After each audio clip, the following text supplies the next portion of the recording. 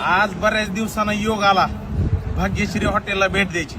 दादाकडे आलो. महत्वाचं तर आपल्या मराठवाड्यामधल्या एका युवा उद्योजकाची मला आज भेट झाली.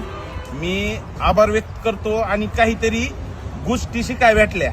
तर मी काय म्हणतो मित्रांनो, एक लक्षात ठेवा, आपल्या भागातल्या आपल्या मराठवाड्यातल्या माणसाला मोठं करा आणि त्याची साथ द्या.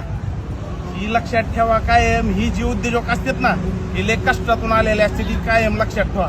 आणि तुम्ही एक लक्षात ठेवा, तुम्ही 350 किलोमीटर येऊन जर एखाद्या चांगल्या व्यक्तीला त्रास देत असताल तर त्याच्या मागे ही त्याचा मोठा भाऊ भक्कम साथ आहे, ही कायम लक्षात ठेवा.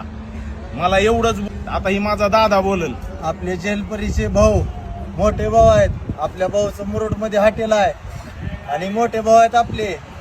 कवा बी गरज पडली तर अर्ध्या रातच्याला उभा राहणारे आमचे भाऊ आहेत.